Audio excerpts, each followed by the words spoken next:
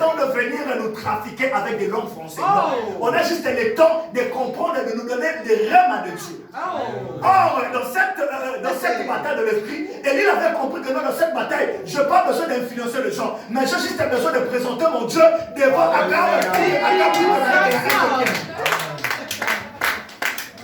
Or, il y a certaines situations qui arrivent dans la vie. Les gens plutôt voulaient donner l'impression de mativer. Ouais. On n'a pas besoin de mativer. On a besoin de gens qui vont démontrer Dieu. L'apôtre Paul est en train de dire que les paroles ne se limitent pas simplement dans les paroles persuasives. C'est le temps maintenant que si on parle de Jésus, je dois aussi ça démontrer. Amen. Si on parle de miracle, le miracle soit visible aussi de Dieu. Amen. Le Dieu qui a marché avec lui, il est capable. Et lui, il était de même nature que nous. Si Élie a fait de miracles, pourquoi pas nous aussi que nous puissions faire de miracles? Je suis le Dieu de même nature que nous. S'il a déclaré que le soleil s'arrête, Dieu, il est capable. Écouter la parole de Dieu, c'est bien, mais mettre en pratique la parole de Dieu, ça devient différent. Or, le prophète de Baal, il écoutait la voix de Dieu. Mais il ne mettait plus en pratique cette parole. Mais or, Élie, il mettait en pratique la parole de Dieu. À tout moment que lorsque Dieu l'appelle de la montagne de Carmel, il partait directement pour comprendre le Seigneur. Qu'est-ce que tu veux me dire? C'est la raison laquelle, lorsque Élie a parlé, la pluie s'est arrêtée. Parce qu'il avait compris que non, c'est le temps maintenant de démontrer Dieu. C'est le temps maintenant de faire l'appel à une force supérieure lorsque les choses n'arrivent pas à marcher. Et vous allez comprendre que le prophète d'abord, ils ont commencé à prier de matin jusqu'au soir, il n'y a rien qui s'est passé.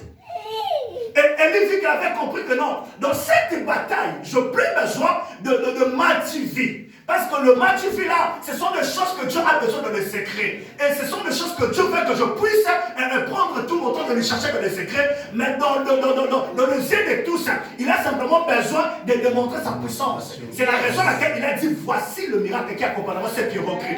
Or, quand tu acceptes Jésus-Christ, tu l'acceptes en secret. Mais quand le miracle arrive dans les yeux de tout le monde. Yes. Vérité. C'est la raison laquelle j'ai toujours l'habitude de tirer les oreilles aux gens. Ne néglige pas la personne qui est à côté de vous. Yes. Parce que la personne que tu peux négliger aujourd'hui, tu ne sais pas, il peut être ministre demain. Moi je sais, il y a un homme qui négligeait une fille. Il négligeait la fille parce que la fille, elle était en train de galérer.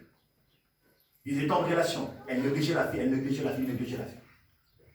Et Dieu a fait grâce. Ils sont séparés.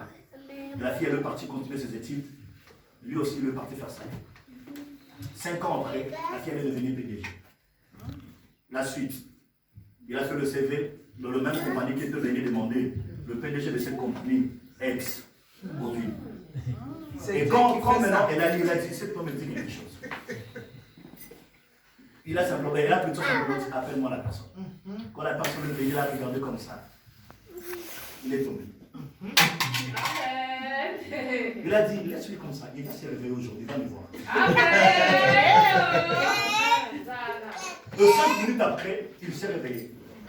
Il s'est dit, c'est toi ou bien c'est pas toi? Il dit, c'est moi. La personne qui t'a fait quelque chose au moment où on est en relation avec toi. Et je te disais, ne me néglige pas, je sais les choses que Dieu m'a dit. Et je sais qui je suis. Vous savez, certaines personnes ont certaines assurances, ils savent bien que même si les choses ne marchent pas aujourd'hui, je sais qui je suis. J'ai toujours l'habitude de dire à mes frères, hein, c'est grâce à moi que le nom de cette famille sera produit dans le monde. Ne me négligez pas aujourd'hui. Parce que je suis parmi des gens qui me frères appelés, je suis comme un clochard. Là, je vous le dis ouvertement. Je suis parmi des gens qui faisaient avec, genre, je portais juste le pantalon jeans pendant 6 mois. Vous savez, hein, c'est avec Dieu c'est bien. Mais si Dieu te fait passer dans certaines épreuves de la vie, tu peux dire que non, voilà, Dieu m'aime pas. Toutes choses qui arrivent dans notre vie à certains titres. Je portais juste cette t-shirt-là, je fais pendant 6 mois, je portais cette t-shirt-là. Mes frères m'insultaient. Ils disaient, toi là, ton Dieu là qui t'a changé là, tu vas souffrir là. Tu vois, nous, notre vie, il est tranquille là. Et il y a même un grand de mon quartier, il me disait, Glody, vous là, vous cherchez des problèmes au diable. Hein. Tu prends ton temps de jeûner 7 jours, 14 jours, 21 jours. Les diables ne te calculent pas. Tu voulais donner l'intention, vous voulez maintenant appeler les diables à commencer à te calculer. Il n'a même pas besoin de te calculer. calculer. Quand tu commences à gêner, c'est comme si tu disais, regarde-moi, regarde-moi, regarde-moi, regarde-moi. Mais moi, je ne gêne pas, je n'ai pas le temps de gêner. Tu vois comment ma vie marche. Je dis, vous n'avez pas encore compris la chose. C'est pas le début qui compte. Et aujourd'hui, je vous dis, si je commence à côté de temps de basket, je ne sais plus. Et commence même à me demander, comment tu as fait pour avoir tout ça? C'est Je Dieu. dis, c'est Dieu. Amen. Et si je dis quelque chose, et tous écoutent. Vous savez, hein, le devis, ce n'est pas facile. La Bible dit, mieux vaut la fin du jusque son commencement. Clair. Pourquoi le devis? C'est bien d'accepter Jésus-Christ, mais certaines épreuves que tu peux arriver dans la vie, ça peut bouleverser ta vie. Venir servir Dieu, c'est bien. Mais dans cette chemin-là, vous voulez entrer, il faut avoir des chaussures de sécurité, non des baskets. Parce que sur le chemin, si tu cherches à entrer avec des baskets, tu vas enlever ça dans le chemin. Mais si tu as des chaussures de sécurité, peu importe des choses qui peuvent arriver dans cette chemin, je peux marcher avec ça dans la bouche, je vais marcher avec des chaussures de sécurité. Même si on me met des épines dans le chemin, je vais marcher, je vais utiliser ça parce qu'il y a rien qui va arriver. Mais si tu portes des baskets pour entrer dans le chemin de Dieu, tu vas t'éliminer. Ça, c'est clair. Surtout si Dieu t'a pas appris.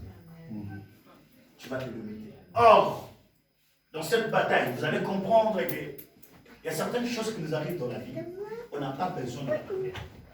Mais on a besoin de faire l'appel à une force supérieure. Vous savez, je voulais simplement pousser le pensée d'une personne de réfléchir. Depuis que vous avez prié, depuis que vous avez commencé à prier, est-ce que le problème que vous avez là, vous avez déjà eu la solution dans ce problème? Non. Il y a certaines personnes qui ont commencé à demander, Dieu Seigneur, donne-moi, je veux que tu puisses me donner un homme, je veux que tu puisses me donner une femme, je veux que tu puisses me donner.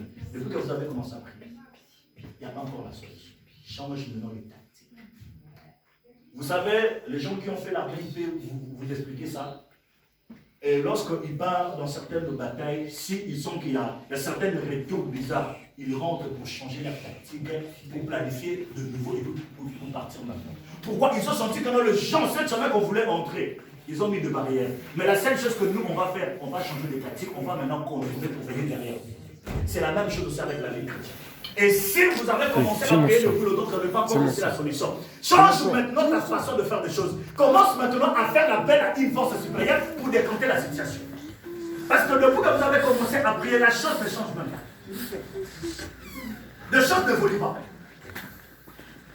Mais regarde maintenant, je fais 5 ans, je fais comme même prière, les choses ne changent pas. Mais ce soir, Dieu te parle et change ta façon de voir les choses. Change juste ta façon de voir les choses. Vous savez, la Bible dit que cet homme, il avait fait 38 avec sa maladie. Vous savez, 38 avec sa maladie, hein, il a vu toutes sortes de guérisons, toutes sortes de miracles, toutes sortes de choses qui se passent. Mais dans cette histoire, il y a une chose que j'aime, la personne, il ne s'est pas fatigué. Je peux dire, même ses parents, on l'a ramené dans ce tombeau, dans cette issue de bêtises, peut-être qu'ils étaient fatigués pendant 38 ans. Actuellement là. Tu as cette maladie-là, quand tu vas toujours là, t'accompagner, on peut te laisser. Parce qu'on sait bien que cette maladie-là, vu qu'elle a tellement duré, tu vas mourir. On est fatigué de toi, tu vas mourir. Mais cette personne n'avait pas abandonné. Vous allez comprendre, la Bible dit que lorsque l'ange descendait, il agitait la piscine, la première personne qui partait, c'était le fils de la guérison. Vous savez, cette question que je me pose, la Bible n'a pas mis ça. Dans cette piscine de bêtises, il avait 5 portes. Et dans le 5 portes là, il y avait plusieurs sortes de maladies, la Bible précise, qui entraient dans cette piscine pour recevoir la guérison. Vous savez, il y a une chose que j'aime bien dire aux gens. Notre bénédiction n'est pas, il y a certaines personnes, leur bénédiction n'est pas liée aux anges. Leur bénédiction, elle est liée à l'humanité. Il y a certaines personnes, s'ils pleurent, ils touchent le cœur de Dieu. Il y a certaines personnes, quand ils parlent des choses, ça touche le cœur de Dieu. C'est ça que je dis souvent, il faut faire attention avec la personne qui parle avec Dieu. Parce que lui, il dit ainsi dit le Seigneur. Même si les choses ne marchent pas, il a cette capacité-là de parler avec son Dieu. Pourquoi? Il est la bouche autorisée de Dieu. Et certaines personnes, lorsqu'ils pleurent, ça touche le cœur de Dieu. Or, la bénédiction de cet homme ne dépendait pas de l'ange. Lorsque les anges descendaient, il agitait de l'eau. Toute personne qui partait là-bas, c'est eux qui recevaient la guérison. Mais cet homme, il a réussi déjà la délivrance ou bien sa guérison, elle était tout sec. En plus, elle-même, et sa guérison plutôt, elle est venue la chercher.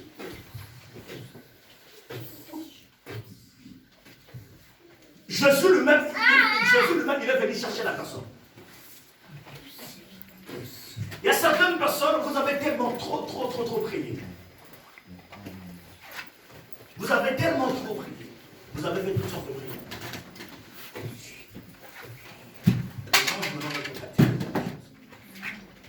Vous savez, l'année 2021, c'est une année que Dieu veut faire des choses formidables dans la vie de toute personne qui va le chercher. Amen. Le même, il a dit qu'il s'est trouvé pour tous ceux qui le cherchent.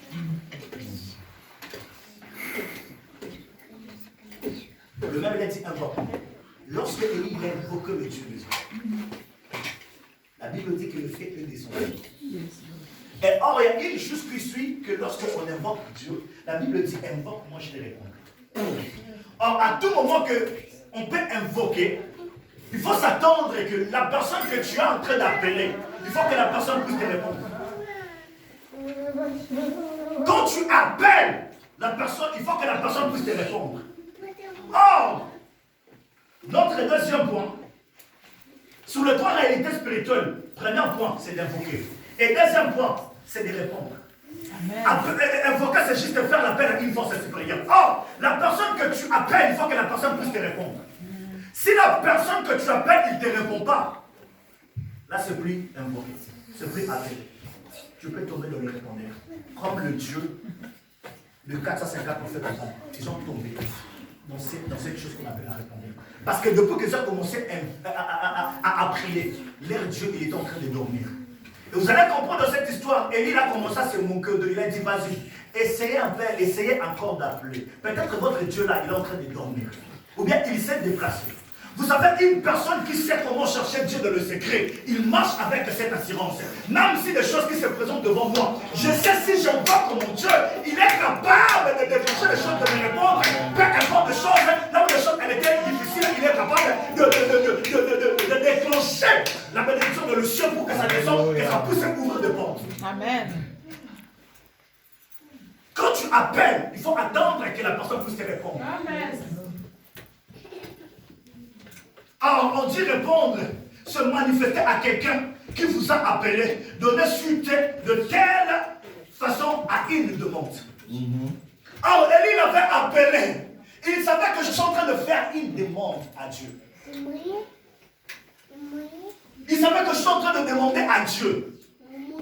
Il savait que je suis en train d'appeler mon Dieu. Si je l'appelle, le même il a dit, appelle-moi. Vous savez, si aujourd'hui les gens ont certains problèmes, nous connaissons tous, ils peuvent directement appeler 12 pour intervenir dans certaines situations. Mais nous menons notre corps que Dieu nous a donné.